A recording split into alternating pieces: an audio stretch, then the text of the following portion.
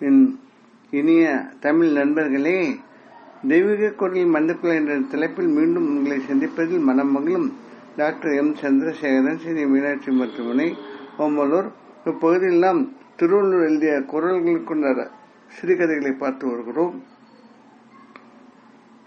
இக்காலம் மனிதவர்கள் நடைபெறும் அன்றாட நிகழ்வுகளை இக்குறள்களின் கதைகளின் பொருளாக கொடுத்ததால் திருவள்ளுவர் கருத்துக்கள் எப்பொழுதும் பொருந்தும் என்பதை உணரலாம். தற்போது அவர் எழுதிய நிலையாமை காலத்தில் 10ஆம் குறள், அதாவது இது எண்ணிக்கப்படி 340ஆம் குறள். குறள் என்னவென்றால், புக்கில் அமைந்திருந்து கொல்லோ உடம்புனுள் துக்கில் இருந்த உயிருக்கு. இதன் பொருள் என்னவென்றால், உடலுடன் தங்கியுள்ள உயிருக்கு அதனை பிரிந்தால் வேறு பொருளிடம் கிடையாது. இது ஒன்று ஒரு பலகாலம் பேசப்பட்ட ஒரு பொருள். இது மறுபிரிவு உண்டா அல்லது இதற்கு மேல், அதாவது மனித சாமர்த்தியத்துக்கு மேல் வேறு ஒரு சூப்பர் பவர் இருந்து ஒரு சில காரியங்கள் செய்கிறதா என்ற விவாதங்கள் அடங்கும். மனிதர்கள் செய்யும் செயல்பாட்டுக்கு தகுந்தபடி அவர்களுடைய வாழ்க்கை இது அதான் இருந்த பிறகு அமைகிறதா என்ற ஒரு சில பிரதிவாதங்களும் உண்டு. அதற்கு ஒரு முற்றுப்புள்ளி உள்ளதாக தெரியவில்லை. தற்போது உலகில் உள்ள செயல்பாடுகளை கொண்டு ஒரு கதையை உருவாக்க முடிந்தது. கதையை பார்ப்போம்.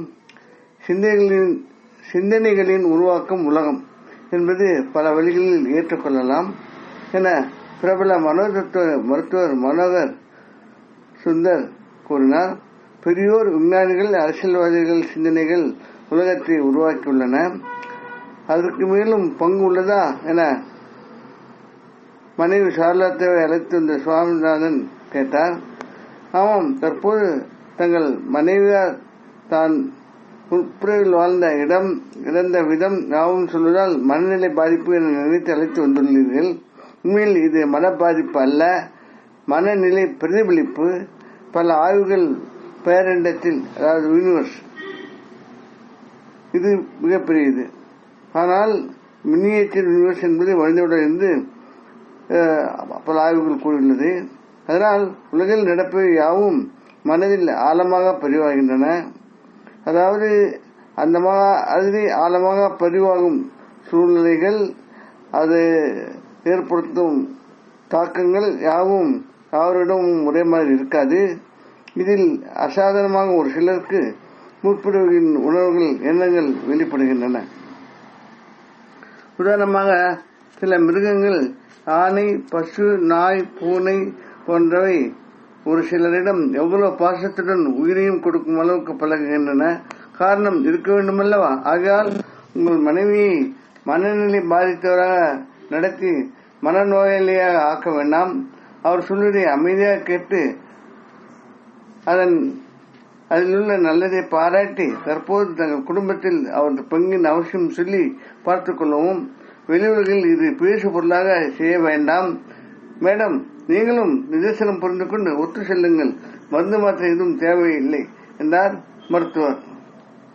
மேலும், அதாவது இது மிகப்பெரிய விவாதத்துக்குள்ள பொருள். மறுபிறவி உள்ளதா என்றால் அது நாம் இன்னும் நிரூபிக்கப்படவில்லை.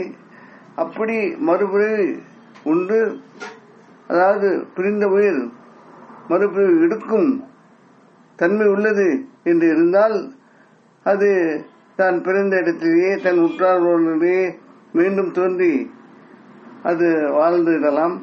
அம்மாதிரி நடப்பதில்லை. அதே மாதிரி உயிர் பிரிந்ததும் அது வேறொரு நாட்டில் வேறொரு இடத்தில் பிறந்து வளரக்கூடிய தன்மையும் சக்தியும் உள்ளது என்றால், இதில் இந்த கோடிக்கணக்கான மக்களில் பல லட்சங்கள் மக்களுடைய செயல்பாடுகள் தெரிந்திருக்கும். அம்மாதிரியும் இதுவரைக்கும் பதிவாகவில்லை.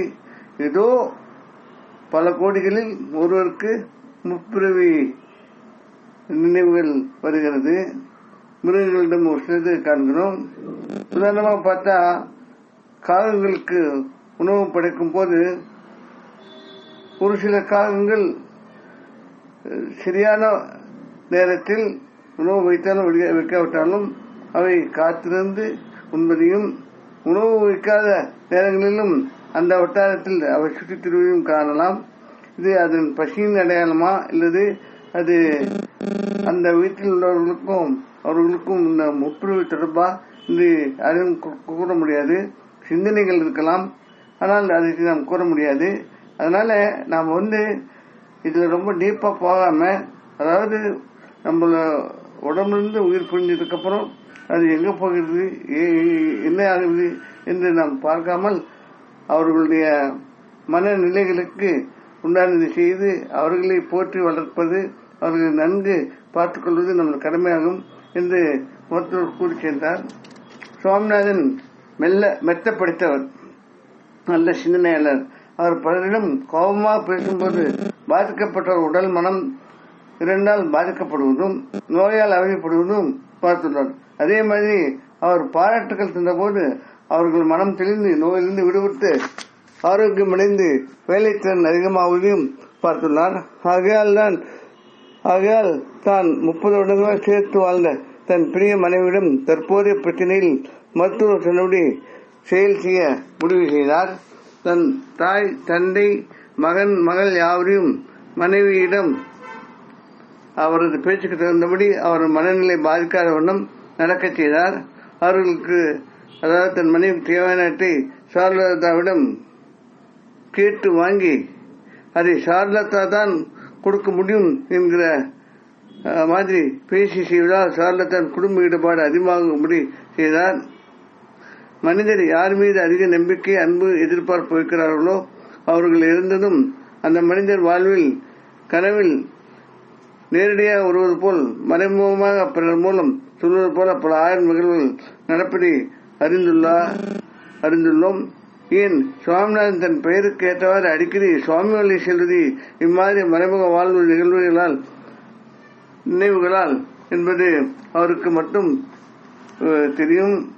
அதை அவர் சொல்வதில்லை.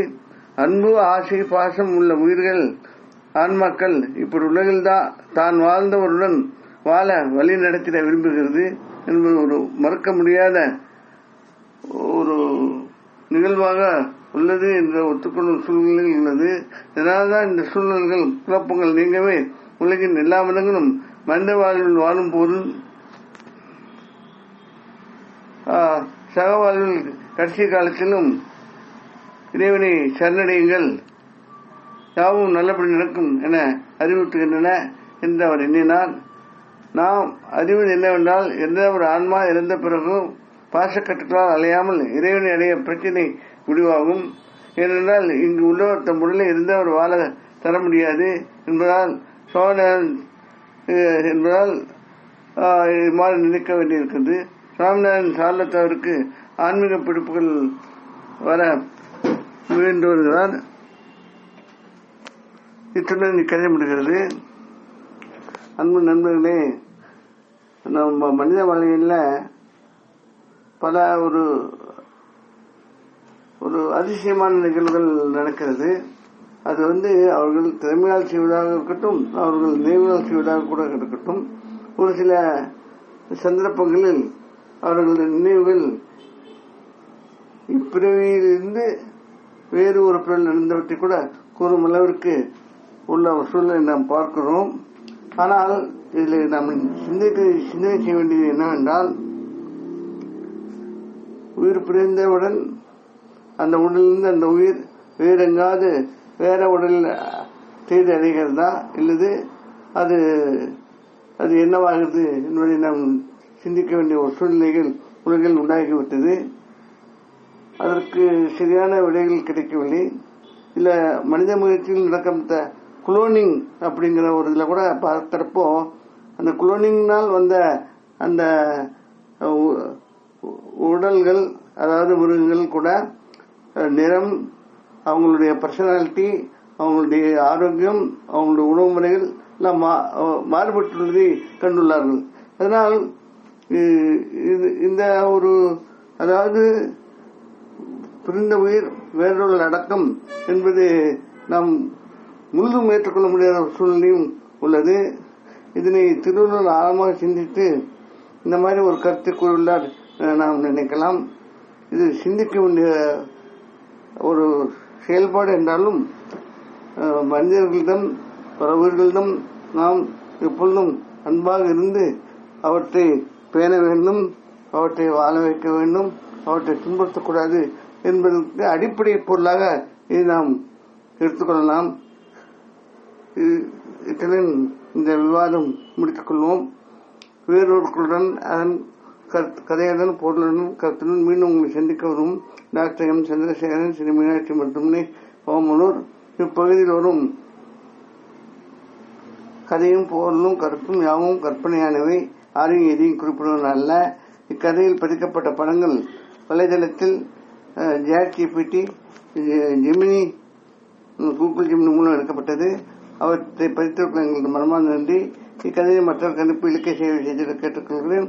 மனங்காரும் முருகன் நல்லால் தமிழ் மேலும் வளர்ந்து மக்கள் நலம் விடைபெறுகிறேன். வாழ்க தமிழ், வாழ்க திருவள்ளுவர், வாழ்க திருவள்ளுவர். வணக்கம்.